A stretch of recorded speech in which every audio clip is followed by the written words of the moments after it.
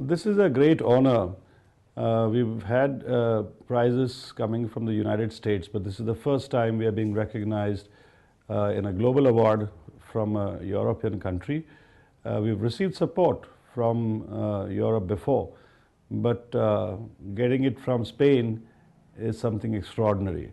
This will give us more recognition and more strength to talk about improving learning outcomes in schools.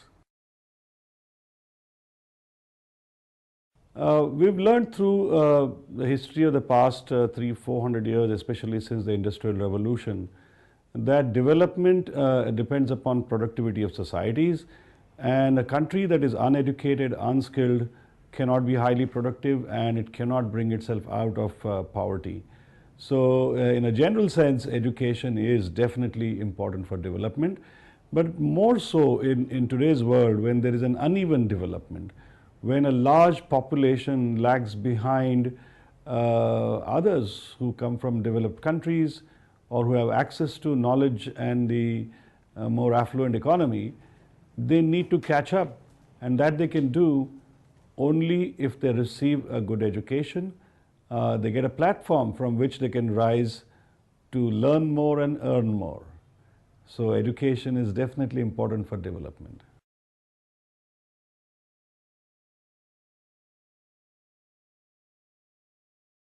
I can't say that Pratham has really changed the traditional way that reading, writing and math is taught in India as yet. What we have done is we've innovated a new way of teaching reading in schools or outside the schools. We are experimenting with large-scale teaching of numeracy and math. Now, what we've done, I think, is for the first time since about 2002, we have introduced the idea in India that reading should be taught as a separate skill. In the developing world, largely reading is not taught as a separate reading skill. The curriculum talks about language but not reading specifically, and this is a gap. In the developed world, especially in the West, what we find is children are taught how to read. There's learning to read, there's reading to learn.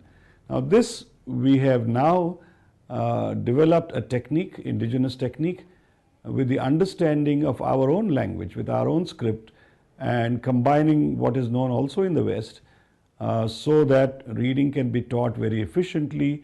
And we find that when we combine the indigenous knowledge, our scripts, our phonetic charts, with some ideas about how to help children to learn to read from the modern times, we find that the children learn to read very quickly.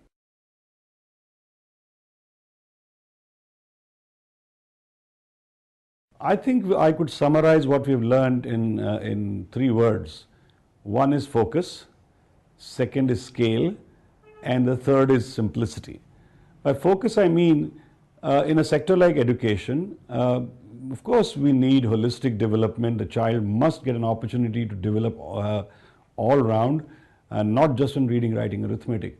But unless you focus on something that is measurable and try to attain that to the fullest, you cannot actually achieve a good measure of success, which actually builds more success. We know that if we can focus on small steps to succeed, then with every small success you build the motivation and the energy for the next successful step. So I think focus is extremely important, and planning to achieve goals in small steps is really important for us. The second one is scale. You can work on a small scale and show big achievements, but that rarely is useful. When time comes to scale up an innovation that's been experimented on a small scale, then in a country like India, you come across barriers and hurdles of human resources, financial resources, technical resources, and so on. And then the scaling up is not possible. But if you start by working on a large scale, then your model actually takes into consideration all the hurdles that you're going to face. And when that model is developed to deal with those hurdles and obstacles, then it's a robust model that can go to further scale and become useful.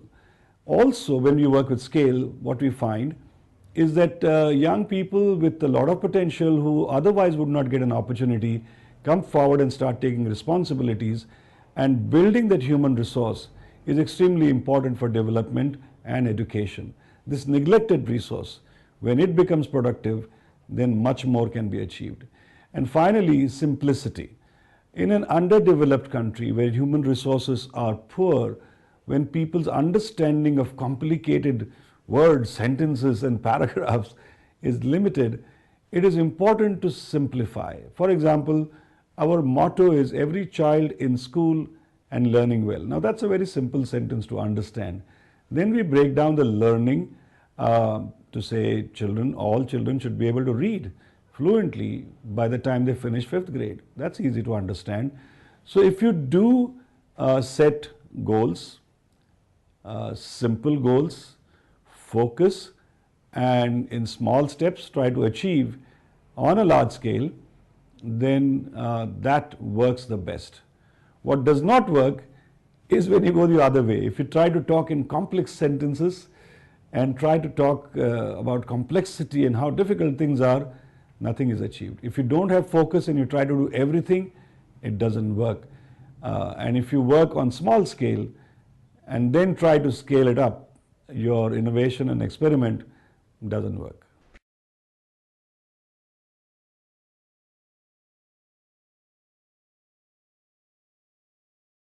I don't think Pratham's model has been exported.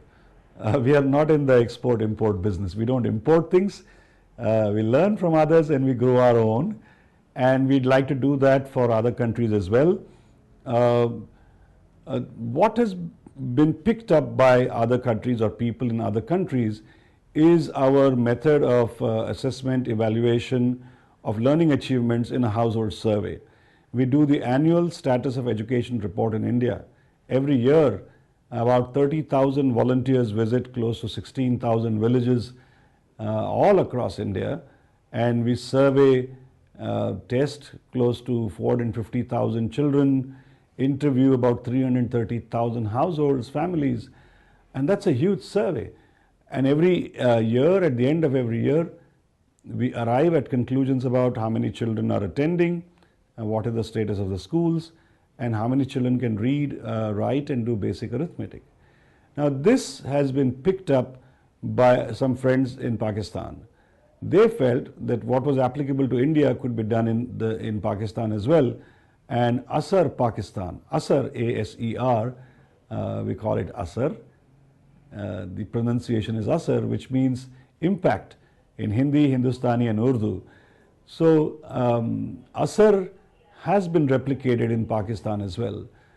In some African countries, Tanzania, Uganda, Kenya, and I think Mali, Senegal, the annual status of education report methodology has been replicated, but to suit the local conditions.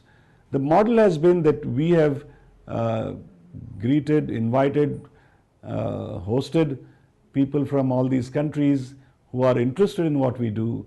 We've shown them what we do, we explained what we do, and then encourage them to create their own models for their own countries.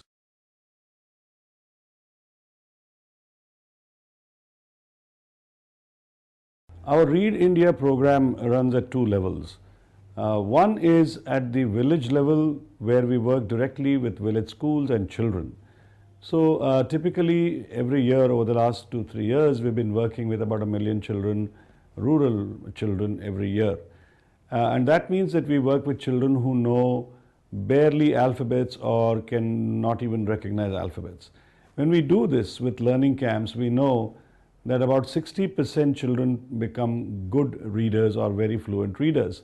So I'd say that every year we impact the reading levels of close to 500,000 children.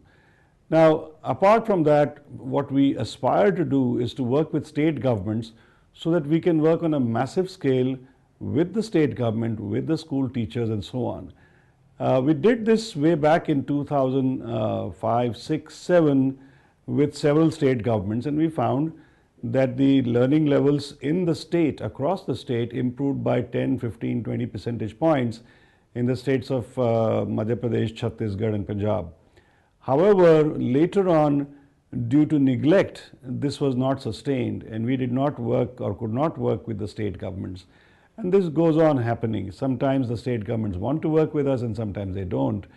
But we are hopeful now that the Indian government and various state governments have now decided that they are going to focus on learning outcomes of reading and basic math, and we expect that we'll be able to once again impact the reading levels and math levels of children on a very large scale. We are also conducting some randomized controlled trials and large scale programs with the help of USAID and so on, where it is clear that about 70-75% at the end of the learning camp cycle learn to read.